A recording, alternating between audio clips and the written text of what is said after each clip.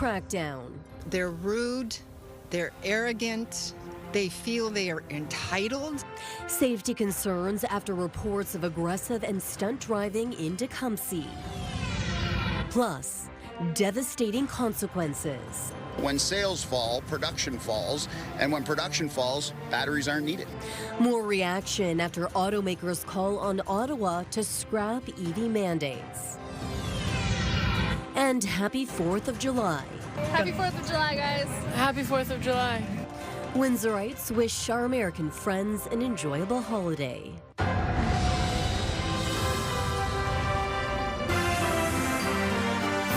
CTV News with Stefanie Masotti. Good evening and thank you for joining us, and hello to those listening to us on AM 800. Tecumseh OPP are stepping up enforcement around Arlington Boulevard. Police say they are hearing concerns from residents about speeding, failing to stop at stop signs, as well as aggressive and stunt driving.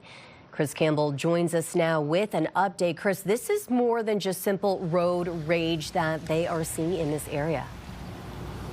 Yes, Stephanie, I'm standing here on Arlington Boulevard, a quiet residential street now on the OPP's radar as part of a targeted road safety campaign. The force says they'll be focusing in on aggressive and dangerous driving here, and locals say the problem is only getting worse thanks to nearby construction. This spring and summer, lane closures and detours due to road construction have rerouted more traffic onto residential streets. This has been going on for 2 years now. It's not like people don't know that there's construction here. Residents on and near Arlington Boulevard in Tecumseh say some drivers are turning their quiet side roads into dangerous racetracks. They worry it's only going to get worse. The big issue is with the rude drivers. They're rude, they're arrogant, they feel they are entitled. Since the construction started, this is a very busy corner.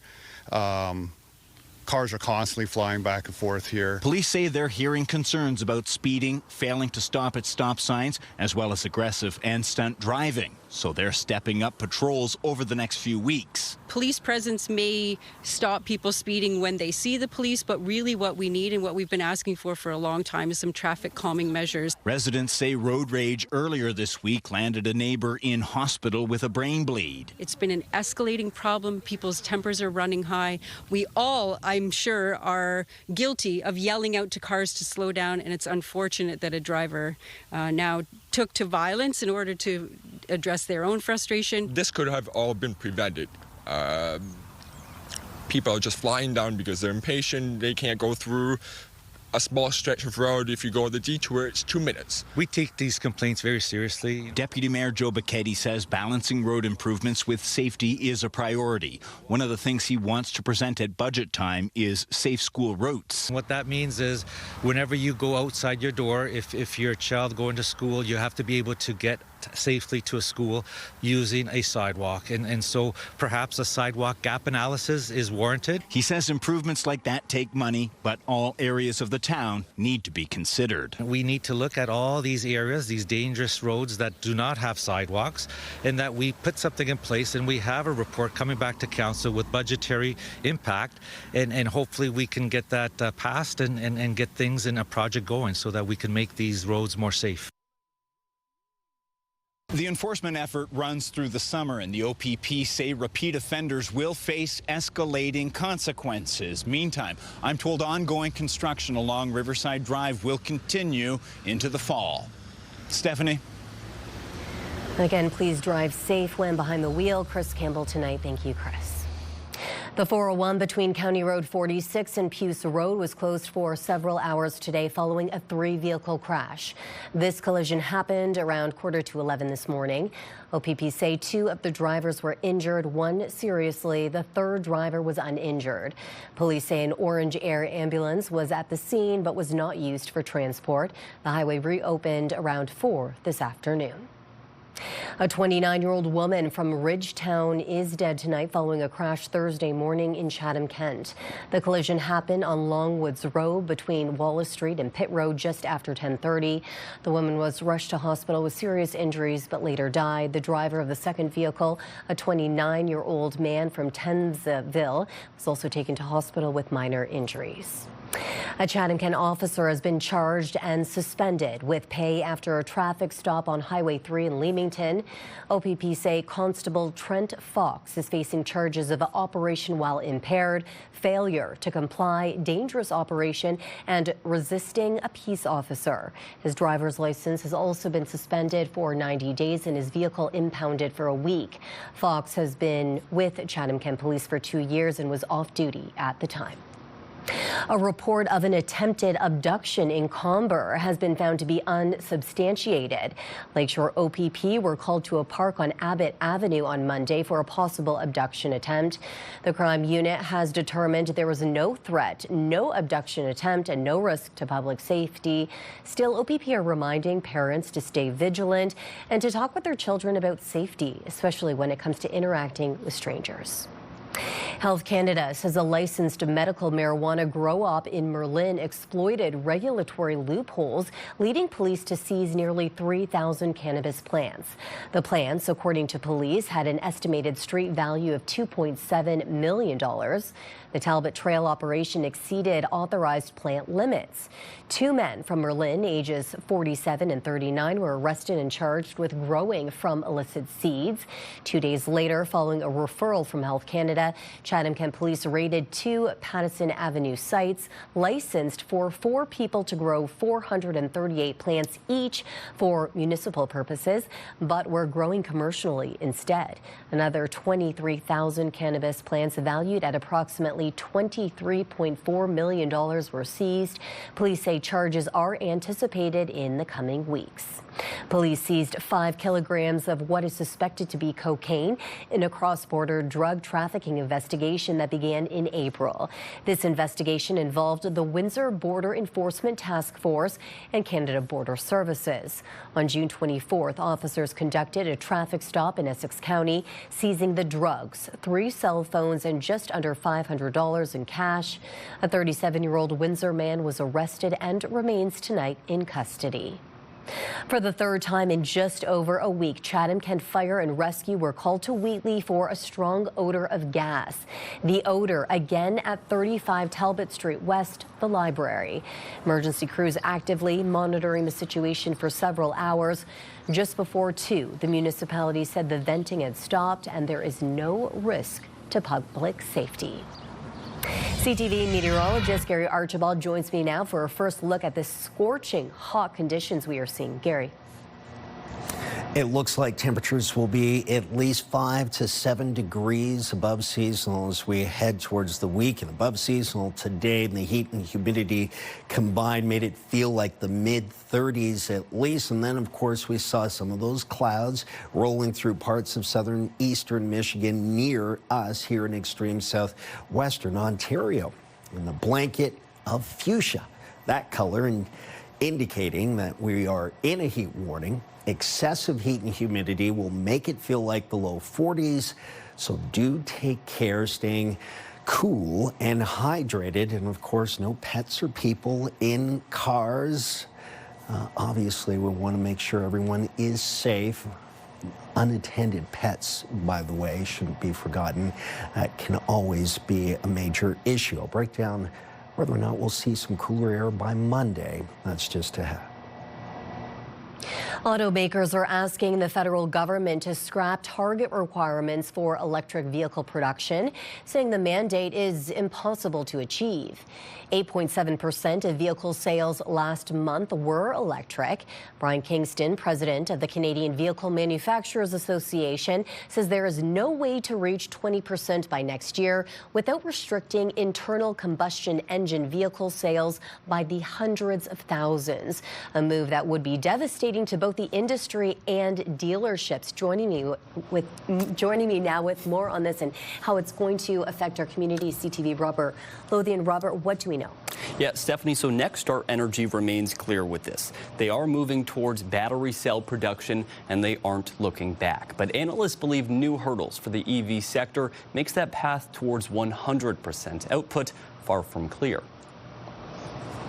Canada's goals for electrification are being knocked down a peg. The EV mandate itself is not sustainable. The targets that have been established cannot be met, and that will be part of the discussion. Automotive industry leaders are calling for the removal of EV production requirements. So what does that mean for Windsor's massive electric vehicle battery plant? We weren't even going to see 2 shifts of production on day one. It was going to be a long, slow process. It might just be a longer, slower process. Under the mandate next year, 20% of light-duty vehicles sold in Canada must be zero emission. That target rises annually before reaching 100% in 2035. I think we do see at some point the targets and the percentages loosened and spread out. Nexstar has estimated the plant will employ 2,500 people. Once operational, the company has hired about 850 employees so far. Automotive journalist Greg Layson believes reaching the targets will take time. We're not going to hire 2,500 workers overnight to fill this place. They're going to hire shift at a time, fill what they need, work when they need to. Nexstar declined to comment on the EV mandates. Setbacks come amidst lagging demand, higher prices, and changing policy stateside. Removing the American mandates makes it less profitable for manufacturers to have to seek mandates in Canada, which would be roughly 10% of what would be expected for the U.S. market. Auto Forecast Solution predicts half of the North American vehicle market will be electric by 2040. Until then, battery and vehicle producers will be stuck in a long period of transition. Nexstar, as well as many of the battery plants in North America, will grow slower than they had planned. Everybody had been prepared for a large shift towards EVs in the next few years, and that just wasn't going to be the case. Analysts I spoke with say the industry needs lower prices and better infrastructure to be more competitive in the near future. Stefanie. And those are 2 things that we hear from Windsor drivers all the time: infrastructure and lower cost of those vehicles. Robert Lillian, thank you for this tonight. So here's our question of the day. Do you think the government should drop or reduce the EV mandate of having 20% electric sales by 2026? Go to our website to cast your vote, ctvnewswindsor.ca. Yesterday, we asked if more municipalities should invest in electric transit buses. Almost 600 people cast a vote. 55% of them say no. Now, if you're heading to the beach this weekend, be cautious. The health unit says swimming is not recommended at Holiday Beach, as E. coli counts are well over 500 and may pose a risk to your health. Sandpoint Beach remains permanently closed. Beachgoers are only allowed on the sand, not in the water. The Windsor Police Marine Unit was kept extremely busy during the Canada Day long weekend, and more of the same is expected this weekend as our U.S. neighbors enjoy the Independence Day long weekend. The Marine Unit, which patrols the Detroit River and St. Clair River from Amherstburg to Tecumseh, issued 11 infractions during the Canada Day long weekend. Now, charges include speeding, open alcohol on board, and missing documentation. Windsor police say many of the infractions revolve around boaters not having the education about speed zones or not respecting the 10:30 rule, which requires that a vessel only travel at 10 kilometers per hour within 30 meters of shore. This is all to reduce waves that can cause shoreline damage. Now, at the start of the season, the Marine Unit listed speeding and vessels not giving Great Lakes freighters enough space as 2 of the bigger issues that officers were dealing with on the water at the time. Police say boaters seem to be getting the message, though, about those freighters. And it is the 4th of July, where Americans celebrate their independence. And despite tensions between our 2 countries, many Windsorites are wishing their neighbors well. So we love our American friends, and we love it when you come and visit us. And just know that Canada's still with you, okay? Happy 4th of July! Have a great 4th of July weekend. Happy 4th of July. Have fun. Have a great 4th of July. And it's so nice to be sitting here to be able to look across to Detroit. And we miss going over a lot, but we'll get there one day. Enjoy your holiday. Happy 4th of July, guys. Happy 4th of July. Happy Canada Day to Canadians. Happy 4th of July to all our American friends. Still Still ahead on Windsor's news leader, a warning about the cost of Canada's defense spending as the deficit is expected to top $92 billion. Later, U.S. stock markets are closed for July 4th, but all eyes are on the TSX today after it hit a record high. And Monday, the latest addition to cancer treatment services in Windsor involve using the patient's own stem cells. How it works, that's Monday at 6 on CTV News.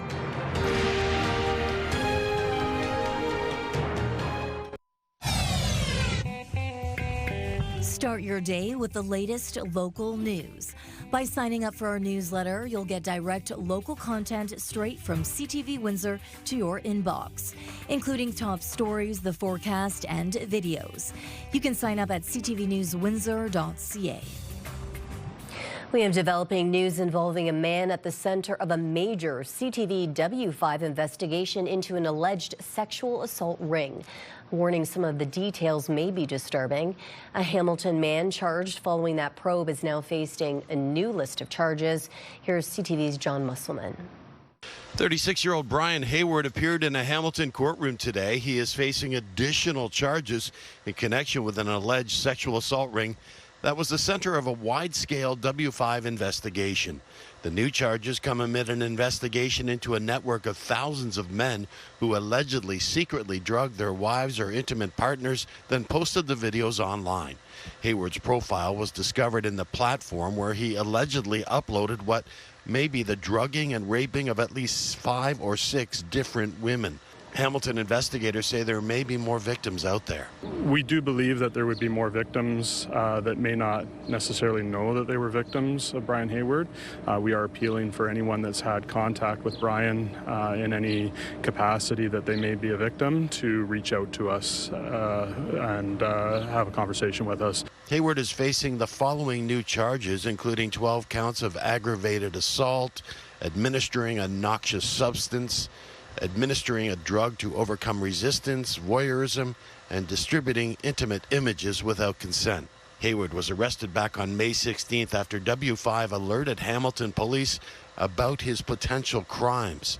The contractor's ex-wife, who CTV News agreed to identify only as Rachel to protect her identity, previously told W5 that he allegedly drugged their then 11-year-old daughter back in 2023. Hamilton police say they laid the additional charges as the investigation progressed, and they identified more victims. None of the charges have been proven in court. John Musselman, CTV News. A vicious swarming of a Muslim woman near Toronto is now being investigated as a possible hate crime. CTV's Alison Hurst on the alleged perpetrators and community outrage. Watch as a person jumps onto the counter in the middle of the screen at an Oshawa Pizza. It happens again before another hops over to try and take something. That's when the owner comes out of the back trying to stop them and is swarmed in a violent attack. And I was devastated. Absolutely devastated. Skylar Griswold was at the plaza around 12:30 a.m. Wednesday when it happened. And then there was like running and screaming and yelling. And I was like, okay, well, I don't really know what's going on here, but don't want to get too involved. The surveillance footage is blurred because police say the suspects are all under the age of 18. As it continues, more people get involved. The victim was taken to hospital. My mother is still recovering from the attack. She is deeply shaken. The incident has left her scarred and extremely on edge. The victim's daughter spoke at a news conference. Hearing the news, I was numb. After seeing the footage of the incident multiple times, every time, I am left in shock to see my mother attacked by several people at the same time. Durham Regional Police say the investigation is in its early stages, but their hate crime and equity and inclusion units are involved. We are looking for a group of males and females. I believe the majority of them were females. However, we are looking for both. Police did not give an exact number of suspects, but the National Council of Canadian Muslims says there were 10 and are calling for action. It's time for the words to become actions now. Our elected officials to acknowledge what is happening across the country and to formulate a real plan with real solutions. They want to see consultation with community members, a robust anti-hate crime unit, an extension of the anti-hate grant to include businesses, and an anti-hate and anti-Islamophobia curriculum. She was beaten up by 10 people Her hijab was pulled off, head stomped, and we're lucky that she's alive. Griswold also works in the plaza and knows the victim. This woman has been nothing but like a positive pillar in our community. She feeds people when they don't have money. She helps out in the community. She hopes the suspects are caught. Allison Hurst, CTV News, Toronto. New data shows Ottawa's ambitious defense plan could drive the deficit even higher. The Canadian Centre for Policy Alternatives warns it may also lead to cuts in the public service to balance the books. CTV's Mike Couture explains. Canada will achieve NATO's 2% of GDP target this year. That promise will cost the government $9 billion this fiscal year. But a new study by the C.D. Howe Institute says when you add in other election promises, Canada's deficit could balloon to $92 billion. This is now surreal. I mean, we're sitting on a deficit that's already probably $70 billion without doing any of these. Surely they're not going to come. But they were in the election platform. That platform also promised to offset spending by finding billions in operating efficiencies. A report from the Canadian Centre for Policy Alternatives believes that will mean cuts to the public service. Now it's 24%, which would actually be the biggest cut to federal government operating expenditures ever for those departments. Both think tanks say their reports are estimates based on available data in the absence of a federal budget, which opposition parties complain should have been presented before Parliament went on summer break. A statement from the finance minister's spokesperson said the government is making targeted investments to support the middle class, adding, "We remain committed to a responsible fiscal approach, one that strengthens Canada's position as the strongest, most resilient economy in the G7. There's not a lot of waste. Public service unions warn if the government starts to cut jobs, Canadians will feel it. You know, you look at the various departments like National Defence, Indigenous Services Canada, Statistics Canada, Health Canada, you know, those are not departments you're cutting. They are providing key services to Canadians day in, day out. Other public service unions confirm thousands of jobs have already been cut, and they warn Canadians will feel the effects when they apply for a passport and file their taxes. Mike Couture, CTV News, Ottawa. Meanwhile, Pierre Poilievre has kicked off his campaign in Alberta. The Conservative leader has registered to run in the August 18th by-election in the riding of Battle River Crowfoot. The seat became available after MP Damien Couric stepped down, giving Poilievre a chance to return to the House of Commons. Poilievre lost his Ottawa area seat to a Liberal in the April election. So far, the only other candidate registered in that riding is independent Bonnie Critchley. Nissan is recalling nearly 38,000 vehicles across the country due to an issue that could lead to engine failure. Vehicles impacted include Rogue models, the Altima and the Infiniti QX50. The issue relates to a potential bearing manufacturing defect. Letters will be sent to affected owners on August 22nd.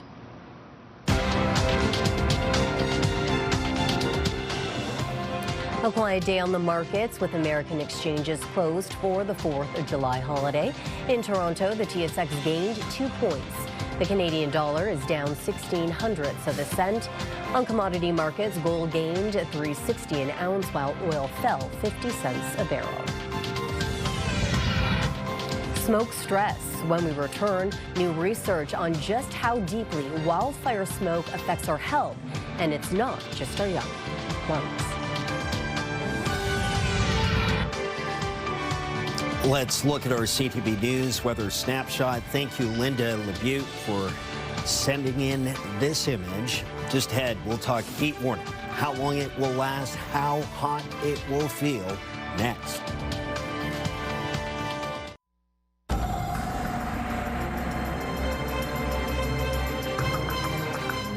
Clouds there, a very hot day. Gary joins me again. Gary, it was just after 12:15 when Environment Canada issued a heat warning.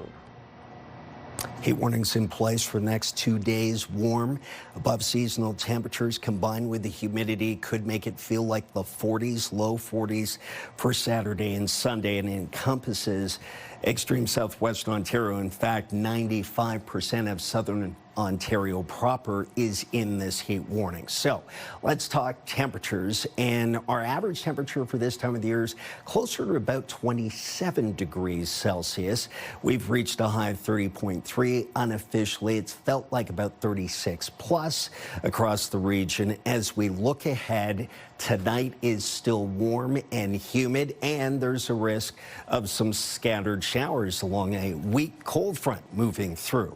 This front has triggered some instability in extreme southwestern Michigan, and with that, some of those storms encroaching our area over the next hour or two. That's the risk. But for the most part, the likelihood of seeing significant rainfall is relatively low, at least for now, through tonight into early tomorrow morning. A good surge of southerly flow combined with a cold front for Sunday means Sunday's likely cloudy in the afternoon and rains on the way. Here's a projection through to Saturday afternoon, however, and it looks like most of the rain stays either just to the west of us in eastern Michigan or stateside in Ohio, moving a little bit further east into Pennsylvania. Overnight temperatures are warm. 21 degrees is the low point before dawn Saturday morning. Showers, thunderstorms, that nocturnal risk is about 30% or less, so it's not very high. Here's the breakdown for the weekend, and hence the heat warning. With an average temperature of about 27.6, we're up to 32 on Saturday, 33 on Sunday. Both days will feel like 40 to 43. That's your humidex value. More sunshine Saturday than Sunday, and Sunday's likely to be, well, cloudy at the very least. Take a look at our 7-day forecast, courtesy of Sal's Heating and Cooling. I'm calling for some showers, not just for Sunday, but Monday as well. We'll cool off just a bit, but still be in the upper 20s, slightly above seasonal. Sunny on Tuesday, 29, followed by 30, followed by 28, Wednesday through Thursday into Friday. That's a look at your 7-day forecast, courtesy of Sal's Heating and Cooling. Lifetime, brought to you by Safeguard Medical Alert Systems. New research on Canadian air quality is shedding light on the impact wildfire smoke has on our health. As CTV's Pauline Chan reports, it's not just our breathing that's affected, but our hearts as well. Researchers from the University Health Network were looking at particles known as PM 2.5, particulate matter that is 2.5 micrometers or less in the air. They actually can cross over into the bloodstream. And of course, the bloodstream then, goes to the heart. The researchers used MRIs to study how long-term air pollution from wildfires as well as other sources like cars and industry affect the heart. The link or the association between long-term air pollution exposure and scarring in the heart. Scarring, just like you might get if you cut your arm. If you have an injury to part of your body, like the heart muscle, it can heal with scarring. And that can lead to downstream problems, including heart failure. The postal codes of the 694 participants were used to determine their level of PM 2.5 exposures. This shows that if you are exposed to more air pollution, even at the relatively low levels that we experience within Ontario currently, you are at higher risk of having a little bit more fibrosis in the heart. Dr. Kate Hanneman says the effects are subtle. What we found was women, those who had a history of smoking, and those who had hypertension had the highest risk. People in the high-risk groups and those with existing heart problems should pay closer attention to air quality levels and avoid staying outside when the pollution is high. Pauline Chan, CTV News. There's been another drop in the number of new measles cases across the province. The latest update from Public Health Ontario shows 12 infections were reported over the last week. That continues the downward trend after 33 were identified in the previous report and 96 the week before that. Ontario has seen more than 2,200 measles cases since an outbreak linked to an exposure in New Brunswick began in October. Officials have been encouraging vaccination to stop the spread and prevent more severe health outcomes from the highly contagious virus. The Canadian Food Inspection Agency says a fish product has been recalled across several provinces, including Ontario. This is the item in question, anchovy fillets in olive oil with the brand name Vicente Marino. The Canadian Food Inspection Agency says a specific lot with an expiry date of December 2025 is being recalled because it contains histamine. That's a chemical the body's immune system produces, but exposure to too much can cause health issues. Officials are advising anyone with the product to return it immediately to the store it was purchased or to throw it out. Nature Nook. Thinking about a backyard greenhouse? Well, coming up on CTV News, what you need to know before you build. Pure Country 89, Windsor's country music station. Pure access to the biggest stars and the hottest songs. Download the free iHeartRadio app to listen to Pure Country everywhere.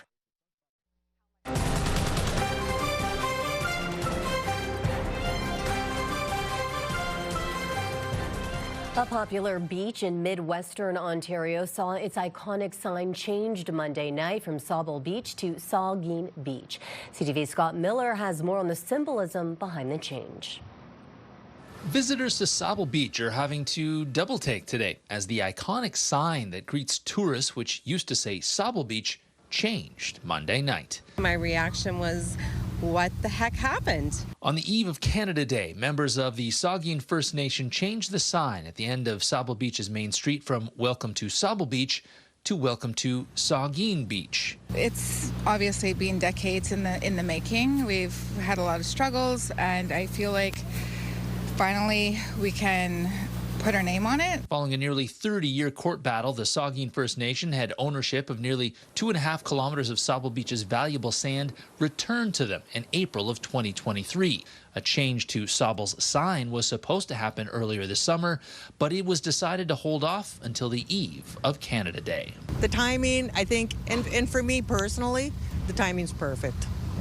It's a statement. The sign change caught many off guard, including the town of South Bruce Peninsula. The Sauble Beach sign is a well-known landmark with deep meaning for many people, says South Bruce Peninsula's Mayor Jay Kirkland. While we respect Saugeen First Nation's right to make changes on their land, we believe open communication is important, especially when it involves something so symbolic to the broader community. While many visitors to Sauble Beach today said they didn't even notice the different sign, there has definitely been mixed reaction to those in the know. It was disappointing and it was surprising just because I don't think many people knew that it was coming. I'm really glad that they did it because, like, everyone knows it as Sauble Beach. The sign change at the beachfront from Sauble Beach to Saugeen Beach is more symbolic than anything. To everybody, it'll still be Sauble Beach. I mean, to the town, it's still Sauble Beach. It's just that this part of the beach is Saugeen First Nation, that's all. There's a lot of years that it was the wrong name put on the beach, so I think it's time. In Sauble Beach, Scott Miller, CTV News.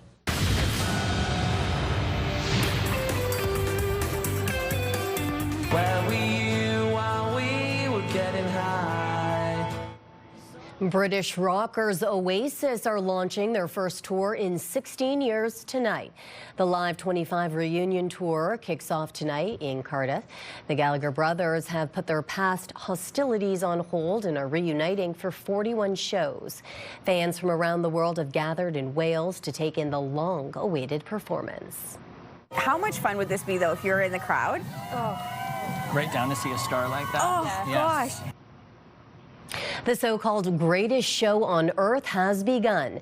Country superstar Shania Twain served as the Grand Marshal of the Calgary Stampede Parade today.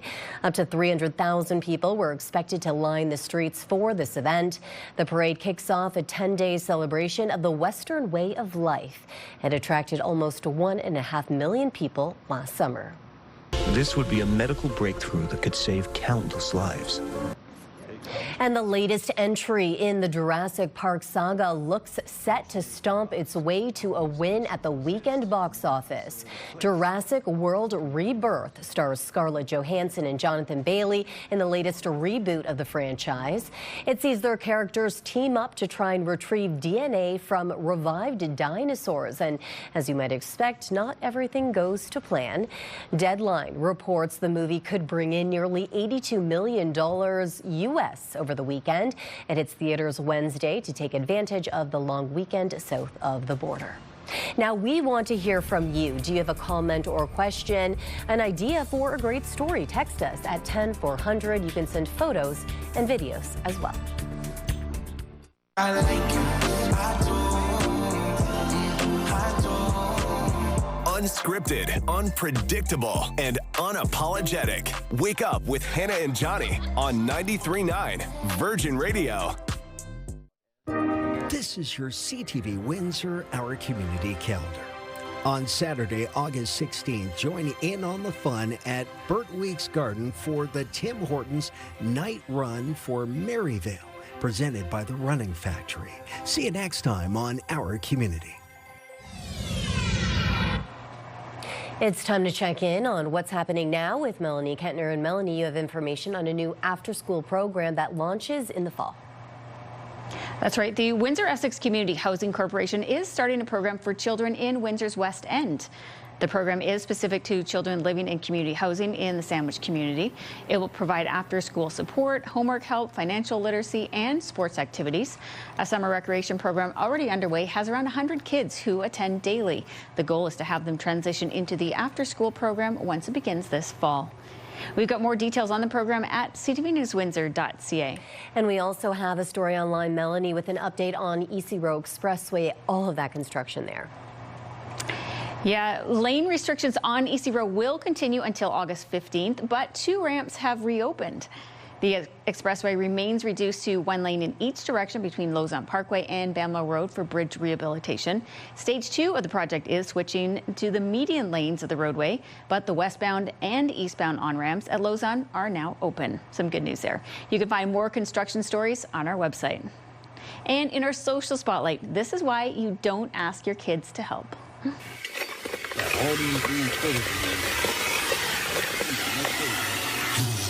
See, it's because you can't trust them. The look on her face right before she puts the vacuum up to his mouth, though, looks like a smile, Stefanie. I feel like she did that intentionally, but it definitely pissed off her father. But yeah, maybe let her do something else, like use some Windex and clean the windows next time. Yeah, she probably won't be doing that stunt again. No. Okay, thank you, Melanie, and that's what's happening now.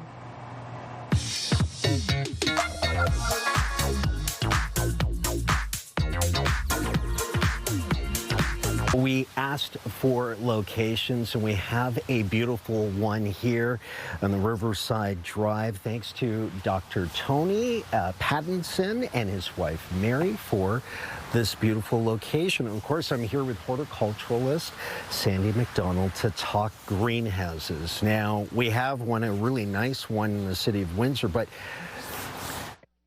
one also as small as this one, which could work in a lot of different spaces. We're talking about one for your yard as well, no less. Absolutely. And what an amazing thing to have. It is not a large structure, but it can serve all kinds of purposes. And kind of what we've got going on today, sweet potato. So how amazing. This brought me back to my youth, this sprouting of sweet potatoes. And I don't know, I'm 5 years old again, just seeing this.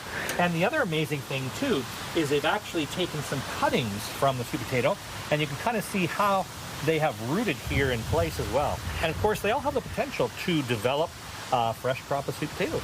Give us an idea, general do's and don'ts with greenhouses in your backyard, that sort of setting. Absolutely. Again, a good sunny location is very important as well, too.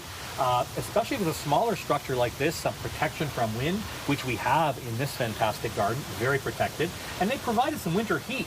We were checking as well, too, and they do provide enough heat with this little oil field heater here to keep some of the plants, such as their figs overwintered here without a whole lot of heat. And because it's small, of course, it wouldn't really cost that much to keep the heat going. They even have a vent here at the top. Overheating is a really big issue in greenhouses, especially if they're small. So for this time of year, we have the door completely open, but of course we can adjust heat here with the vent. You can see it operating there. If he was an adult man, he would have a tweed suit. She's the quirky hydrant fan rating fire plugs like fine art when we return. How she's turning street corners into social media gold.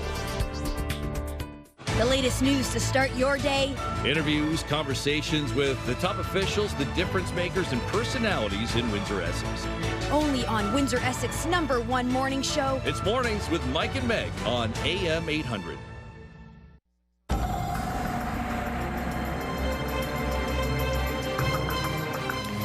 So we're being cautious over the next couple of days. A warning in effect, Gary. Yes, that's right. Heat warning in effect for Saturday and Sunday. Stefanie, temperatures in the low 30s, feeling like the 40s, pardon me, and there's risk of some thunderstorm activity late tonight. It's a relatively low risk, but those temperatures 5-6 degrees above seasonal. Heat warnings likely over Monday. We'll still have to wait and see, but temperatures do take a dip below 30 degrees. We'll see some showers possibly there. Sunny on Tuesday, Wednesday, some cloud cover and some passing showers. And then Thursday into Friday, we'll go from 30 to 28.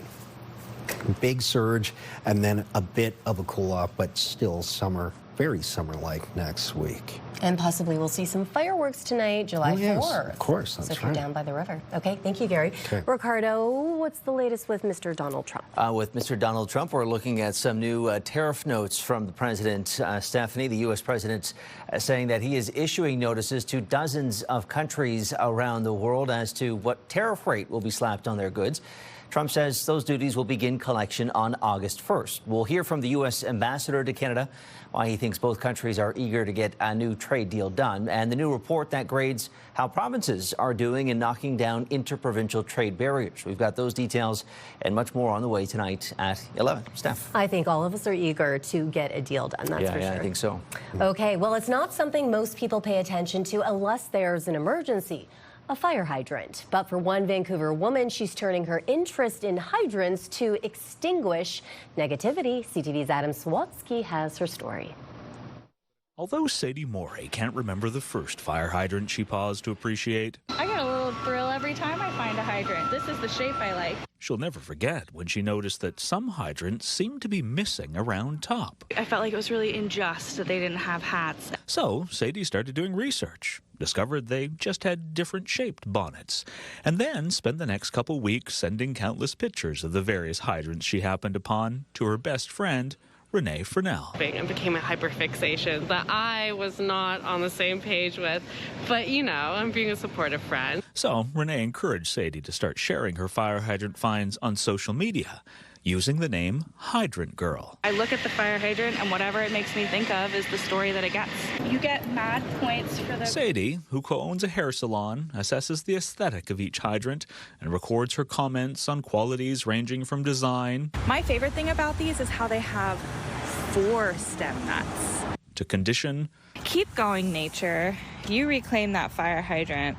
...along with adornments. If he was an adult man, he would have a tweed suit and like a mustache. Over almost a year, Sadie has reviewed more than 250 hydrants and counting. There's only so many fire hydrant shapes. You know, we got to spice it up a little. Thank you very much. So now, Sadie sometimes wears a fire hydrant costume while filming her critiques. 10 out of 10. I've never seen one in this neighborhood with a green top like this. Sadie's Hydrant Girl reviews have inspired a quirky community of fans that includes actual firefighters and more than a couple city workers who recently reached out about a hydrant at the end of its life. That one hydrant that you posted in this area we're replacing tomorrow, like, why didn't you come by and say hi? We're all huge fans. When Sadie did, they gave her the decommissioned hydrant as a gift.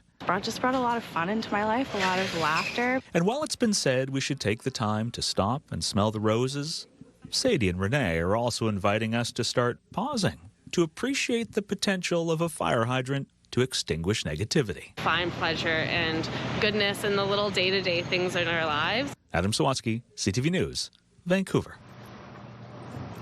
I encourage her to come at least to the town of Amherstburg, downtown. I noticed that there are several hydrants there that are painted. Gorgeous. I know that she didn't have any painted in her story, but obviously people in the community took the time to have different designs.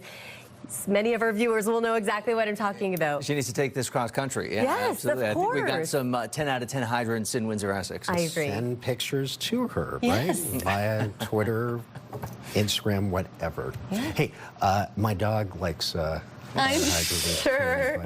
I'm just he saying. does. I'm assuming your dog. No, yeah, he likes trees. Trees. He's more about Okay. that. That's his speed. Yeah, to each their own. Okay, on behalf of our dedicated team here at CTV News Windsor, thank you for watching. For updates throughout the evening, go to ctvnewswindsor.ca. And I'll see you again tonight for a late look at local news at 11. Good night. Good night. Yes, sure.